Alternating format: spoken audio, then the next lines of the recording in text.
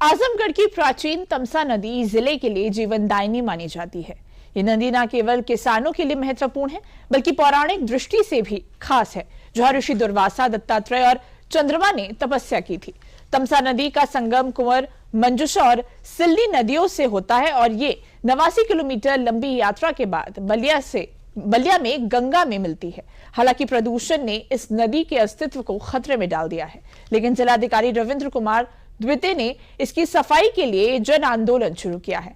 2 महीने की सफाई अभियान के बाद जिलाधिकारी का मानना है कि अगले 6 महीने में तमसा नदी स्वच्छ और अविरल धारा से युक्त हो जाएगी।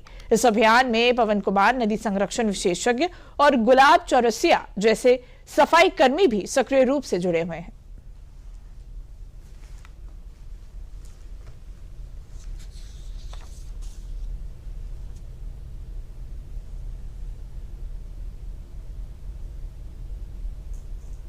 तमसा या टोंस नदी पौराणिक नदी है और स्थानीय लोगों के अनुसार यहाँ पौराणिक काल में ऋषि दुर्वासा, दत्तात्रेय और चंद्रमा ऋषि का आश्रम था, जहाँ वो तपस्या करते थे। तो ये तपोभूमि है।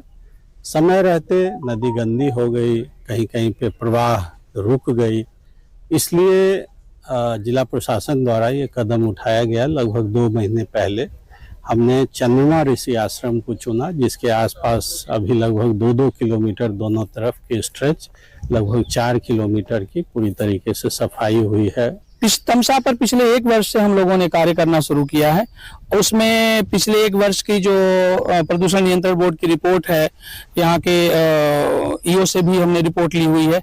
हम लोगों ने खुद नाव से चंद्रमा ऋषि, जहाँ तमसा और सिलनी का संगम है, वहां से लेकर के और जनपद के बाहर तक नाव से यात्रा करके जगह जगह का हम लोगों ने सैंपल लिया है। उसकी भी रिपोर्ट आ गई है। उस रिपोर्ट के बाद अब हम लोग आगे इस पर कार्य करने की ओर उन्मुख हो रहे हैं।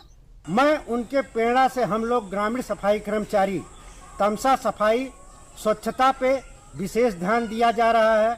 हम लोग तमसा नदी माता को साफ करते हैं और लोगों को प्रेरणा करते हैं, जागरूक करते हैं कि आप लोग स्वच्छ भारत मिशन के तहत तमसा सफाई अभियान में आप लोग सहयोग करें। जौनपुर की थाना बरसिटी पुलिस ने जौनपुर रायबरेली इंटरसिटी एक्सप्रेस पर पथराव करने वाले 10 वंचित आरोपियों को गिरफ्तार किया है।